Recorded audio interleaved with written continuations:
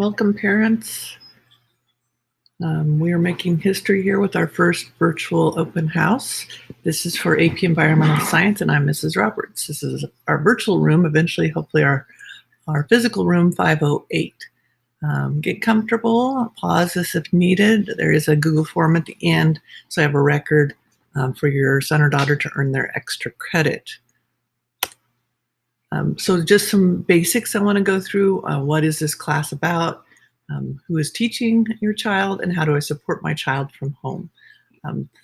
This is the same slide I've always used, but it means so much more now that we are actually at home supporting your child's education as a parent. So this course is actually a semester college science course that I have over a semester to teach. And there are 4 big ideas in the course, or themes: energy transfer, how interactions are between Earth systems, interactions between their species and their environment, and sustainability. Their homework is going to come through mainly through a video app called Edpuzzle, and that will be linked to Google Classroom. So they will be clicking on that app, and then there's a calendar for all Edpuzzles. Looking at about an Edpuzzle a night, and those Edpuzzles can be anywhere from 4 minutes to 12 minutes. Occasionally, depending upon the workshop or something I'm trying to share with them, they can go up to 15 minutes. Classroom webpage is a Google site that will take you to all the different resources for the class. This is where we're going to go at the end to access the Google form for a record of tonight's event. And then your Google Classroom codes for each class period are right here that your kids are already enrolled in. All right, so suggestions on helping your student be successful. If you have concerns and questions, please email me. I know we're using Parent Square, and I do try to respond to those. We are just being flooded and overwhelmed with emails at the moment through that system. One problem I'm having, and it's much easier through email, is being able to send you back specific screenshots and information to help you support your son or daughter. And Parent Square lets me respond, but not directly like an email would. So please keep that in mind. If I can get messages to my email and back to you, I will as soon as possible. Cell phones, turn them off. This is what I say during class time, but I say it at home as well. I have 2 high school age children, and I know that the cell phones, and for one of them, her virtual reality world, all are distracting. So during those live sessions especially, I kind of consider that my precious 50 minutes of time. If they could have those not accessible to them unless they need them for the actual class, that have them out of their reach. That is one suggestion. Another suggestion is 20 minutes before sleeping for them to revisit the main topics, whether they're using their electronic textbook or they're using notes, but to revisit the learning targets for that day, to refresh it right before they sleep. And then use conference times. So conference times are before school. They're usually at lunches and after school. That is all still true, although it's through a virtual live Zoom link. I'm also available during all the times that are on-demand times. So if they are not able to make it to a before school or lunchtime or after school time, then they can come in during those on-demand times on their schedule. So the second thing was I was going to discuss was who is Mrs. Roberts. So these are just kind of a list of my credentials. My bachelor's is in microbiology. I was interested in the little things, bacteria and viruses that make us sick. So yes, I've been doing a lot of reading and researching about COVID-19 to try to understand the fact and fiction out there that I'm going to be sharing with your students. That skill of figuring out the claims, evidence, and reasoning, and using more of a scientific method to assess those claims that we're hearing. My master's is in the art of teaching. I have a national board certification, and I love to learn. So summers off is just not a thing that I do. So those are all different research things that I've participated in. I am part of the AP Reader Group, which means I normally fly to Cincinnati to grade their AP tests that come in from across the nation. We did it virtually this last June.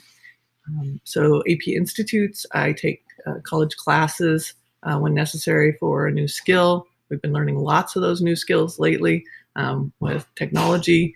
And then I did 4 years in a program called GK12, which was working with a scientist in the classroom for 10 hours per week. I did that with 3 different scientists. One of the scientists I worked with for 2 years to develop this course. I've been part of what's called Murdoch Partners in Science, where I did research on aquatic ecology and algal blooms. And then I also went to Texas for 3 weeks in one summer and did molecular design research, modern research, looking at toxicology. And my most latest adventure was NOAA Teacher at Sea, where I spent 3 weeks on a ship looking at deep sea coral ecosystems. I am Google One certified because I did that as well over a summer. But this is my first year actually using Google Classroom. I have preferred in the past to use a Google site or web page. So this has been a transition. I'm sure students have seen that transition happen as I change things and fix things, so it's a little easier for them to find all their assignments. And this is my 24th year at Camas. It's easy to keep track of because my first child of 5 was 9 months old when I came to Camas. And I haven't left because I love this community and the opportunities it's provided for my own children as well as myself. Speaking of which, my perspective and my credentials, I come at teaching from this perspective, kind of as a mother, and asking my students and my children to give their very best. I'm much of an advocate for growth mindsets. I've seen all of these children have very different learning styles and different approaches and different struggles. And I chose these kind of goofy pictures because we always present one thing to the public, and then there might be another thing going on at home. So even though in this picture of my 4 of my 5 children here to the right, they did take several nice pictures that I used for holidays, but most of the pictures were like this.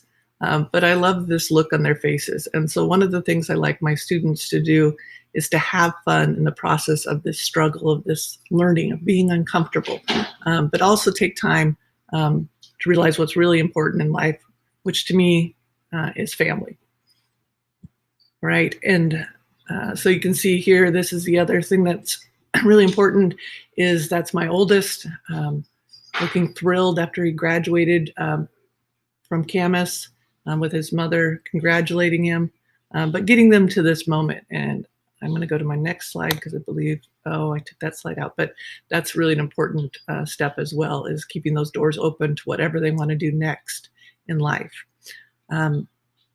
Project awareness, normally we're doing 3 major projects throughout the year, one of which goes all year long. There are volunteer forms at our district office if you'd like to help with any of those once we are in person. Also, I sent home, or I provided a Google form about being a guest lecturer and making videos. That's another thing. I would love for you to share your choices in career. They're science related, so kids can see other faces and other people passionate about science. We are going to do a project with a program called Book Creator. This program allows the kids to click on it and it reads the book to them, and so they can make a study book over time. And our farm project, normally we'd be doing a composting project, and I've started it by now. We will still try to do some form of that project this year. Preferably, we might have to switch to eco columns. So if you have 2-liter bottles, or you have those snack mixes, those bigger plastic containers, start saving those. That will be helpful to your son or daughter later in the year. Our winter project is usually about food and agriculture, so growing some sort of food product that is a living animal. So we have everything from tilapia to insects over the years. And then in the spring, the idea is to take all of that composting soil that we've created and fertilizer and whatever foods we have and build solar ovens to do kind of a cooking, eating project, who can get their solar ovens working and who can use their composting to grow plants and things like salads. Our classroom webpage is right here. If you could get logged into that, that would be great. Pause the video here. At the top, there is a assessments tab where there is a Google form with an open house questionnaire. This is how your son or daughter gets their points. So I'm just going to take you there briefly. When you are on this site, it looks something like this. This is the web page. I've had asked the students to bookmark this. So get their help if you're having any problems. Across the top here, you're going to see several drop-down menus. Go to the assessments, click into Google Forms, and then I'm going to have one that says Open House for Parents. So it'll be at the top left.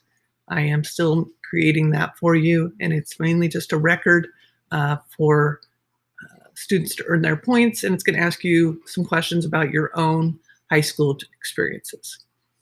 That's it. The next part of this is the general welcome I give for all my classes at the very beginning of this year that was on the Students Ed Puzzle site. So if you've already done that, don't worry about that part. But if you missed that, please continue to play the video.